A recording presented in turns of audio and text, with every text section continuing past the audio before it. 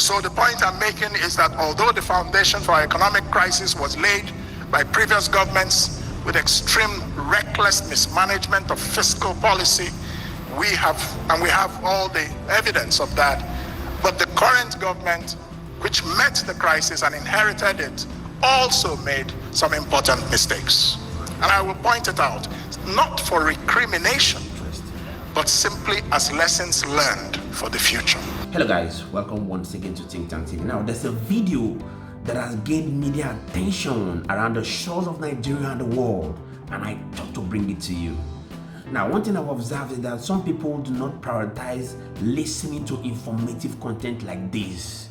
They do well to always listen to skits that has nothing to do with their mental advancement. Now, I'd like you to listen, and I'd like every Nigerian to listen to this video by Kingsley Mogalu, who is a former director in the Central Bank of Nigeria. He is also a former presidential candidate in Nigeria and is the chairman of the African Private Summit.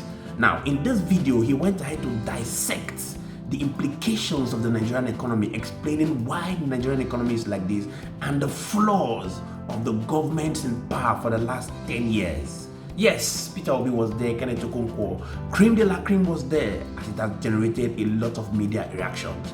Please intentionally do what to hit the like button and go to the comment section and drop your thoughts. Why do we want you to hit the like button? So that YouTube can recommend this video for people to get to see the flaws of the Nigerian political class in the last 10 years. I shall continually be here to serve you. Don't go anywhere, I'll be coming back to give you my thoughts about Kingsley Mogalu's speech in this video. Take a look. Governors, several states here represented, very distinguished personalities, ladies and gentlemen, all other protocols observed. My name is Kingsley Mogalu, and I have the great honor to be your keynote speaker at this event this morning. I'm very humbled, and I thank the leadership group for deeming me worthy to serve in this capacity. Before I go into my lecture, which I'll try to keep to about 30-35 minutes, max 40, or 30 minutes actually. We will not go more than 30 minutes. But the lecture will be in written form, and we will make it available to everyone with details. So I'll simply summarize it. But before I do so, I just want to say that I'm here as a professional, I'm here as a technocrat, and nothing else. I'm here as a patriot as well, a man who loves this country. It's sometimes our habit in Nigeria to filter things through various lenses. And so I want to be very clear who I am at this occasion and where I'm coming from. I am not a politician. I want to be very clear. Yes, it is historically a fact that I ran for president at some point, but I am not a politician at all.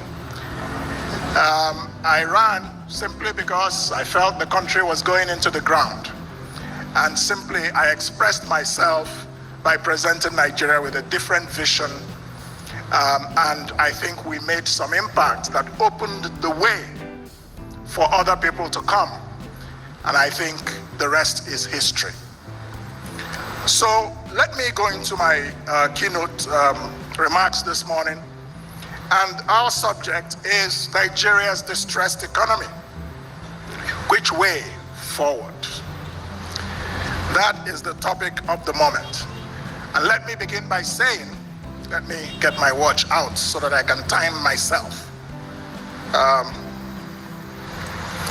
So I want to begin by saying that every choice we make has consequences.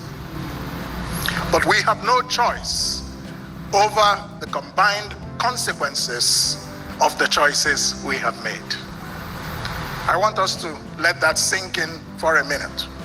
Every choice that we make has consequences, but we have no choice over the combined consequences of the choices that we have made. Nigeria's economy today is, to use the title of the classic novel by Gabriel Garcia Marquez, that novel was called The Chronicle of a Death Foretold. Chronicle of a Death Foretold. The question is, will there be a resurrection? I believe so, but only if we fix the fundamentals.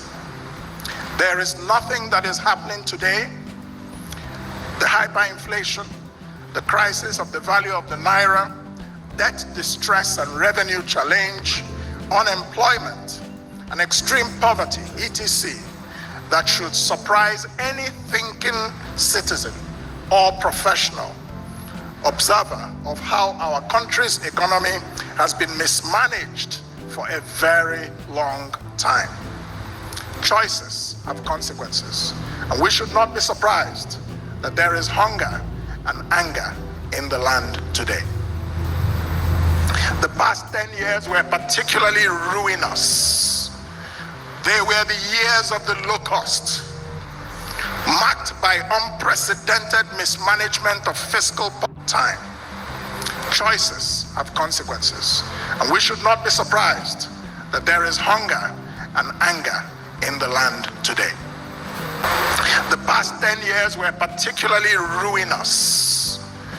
They were the years of the locust, marked by unprecedented mismanagement of fiscal policy, unproductive external borrowing, unnecessary budget deficits, illegal ways and means lending by the Central Bank of Nigeria to the federal government to the tune of 30 trillion naira, and unprecedented corruption. Many of these things happened because, as we witnessed, there was a successful political assault on the independence of the Central Bank of Nigeria, with the storekeeper willingly handing over the keys to the store to the marauders. We are in a crisis today, ladies and gentlemen. Regardless of whatever short-term measures that are taken and the success of those measures or the lack of it, this crisis and its effects will last for at least 3 to 5 years. Don't be deceived. We're not getting out of this tomorrow. We may see some success tomorrow morning, we may see some setbacks, but the crisis is so fundamental that its effects will be with us for some few years to come, at the very least. Now, we must not waste the present economic crisis. That's my view. This crisis must not be wasted. We mustn't let it become like every other crisis we have, and we keep going from crisis to crisis. The question we have to answer today: when will we address the fundamentals that ail the Nigerian economy? There is no better time than now in a time of crisis. So as we try to get out of the crisis, let us address the root causes of our crisis so that we do not have these kinds of crises again. I think that that is the best response that we could possibly have to this crisis. I maintain my position, which is a matter of record, that the decisions to remove the petrol subsidy and forex subsidy were bold decisions and were correct. We have lived a lie for 40 years, and the chickens have come home to roost. Given the country's revenue challenges in the crude oil production and export sector, Nigeria could no longer afford to subsidize the importation of refined petrol, at least fully, and could no longer afford to defend the value of the naira artificially. We simply did not have and do not have the foreign reserves to continue to do that. Nevertheless, there are also some immediate causes of today's economic mess that can be directly traced to strategic errors by the present government early in its 7 months in office so far. So the point I'm making is that although the foundation for our economic crisis was laid by previous governments with extreme reckless mismanagement of fiscal policy. We have all the evidence of that. But the current government, which met the crisis and inherited it, also made some important mistakes. And I will point it out, not for recrimination, but simply as lessons learned for the future. So, the first mistake, I believe, was the precipitate nature of the introduction of these reform policies without a thorough preparation for the morning after. Now, Nigerians should have been educated first on the economics of why these subsidies had to go and on what steps the government was taking to mitigate the anticipated impact. For example, with a subsidized mass transportation system across the 774 local government areas of Nigeria. Because everybody knows that when you remove subsidy or when subsidy ends, the first place it's going to hit is in the transport sector. And that will have multiplier effects with the cost of transportation of foodstuff and all those kinds of things. So that's the first mistake that was made. The second mistake that was made was that the exchange rate unification and a further effort to quote unquote float the naira in an environment that was already awash with naira liquidity, that is to say, a loose monetary environment, was an error. This contributed to the naira's race to the bottom. But we know the policy should have been accompanied or preceded by immediate monetary tightening before you float the naira or before you try to unify the exchange rate.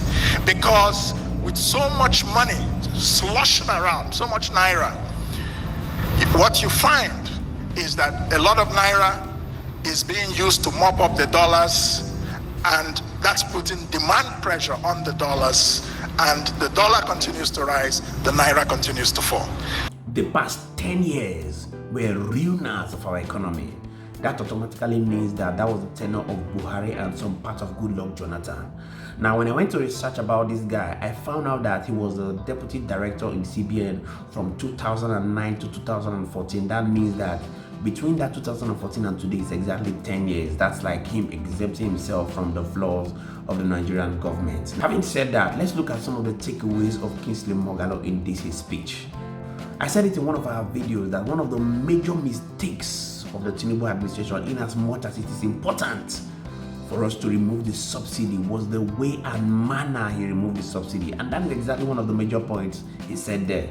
Of course, before you go ahead to remove subsidy, you must do well to inform the people. You must do well to educate the people of the implications and why you need to remove the subsidy. Beyond that, you must go ahead to provide an ameliorative measure, because like I said, one of the major areas that the removal of subsidy will hit is the transport sector. And we all know, obviously, that primary economics shows that when the transport sector is hit, the transportation of food items in Nigeria will skyrocket. And what will happen to those who are going to be selling the food items? They will increase their price because they obviously spend more in transporting the goods from their farmlands to the different cities where these goods will be consumed. And he said it there, that was one of the major flaws of the Tinubu administration. Another flaw he said about the Tinubu's administration is the exchange rate unification. And I began to wonder, I thought that they have an economic council who are professionals, who have experience in the economic field and the banking sector, to be able to advise the government duly. But the truth of the matter is that these guys go ahead to make policies that would be self-beneficial to them, disregarding the interest of the Nigerian populace. And we keep saying it, that this is the time for these guys to do well to amend the policies that have affected the Nigerian nation, that is not people-friendly. The truth of the matter is that Nigeria cannot be rescued from this economic crisis without first of all going into production. We can't be in a state where we keep importing everything down to toothpick and think that the Nigerian economy can ever be good. We keep saying it, that you must do well to bring up policies that are MSMEs friendly. The Nigerian government does not look at small and medium scale industries. people who own barbing shops, people who own small factories around that can employ people in their streets, because the government cannot do it all. And if you don't encourage these MSMEs, small, medium-scale industries, there's not going to be any possibility for the Nigerian economy to be rescued from where it is right now. Do want to go to the comment section and drop your thoughts. Let's get to know what you think about the economic situation of Nigeria and what you think can be the solution, and we shall continue to be here to serve you. Many thanks indeed to all our viewers and returning subscribers. We really do not take it lightly. Please intentionally do want to hit the like button so that YouTube can recommend this video for more people to get to watch and see what is happening in the nation of Nigeria. I shall continue to be here to serve you. See you on our next video. Bye for now.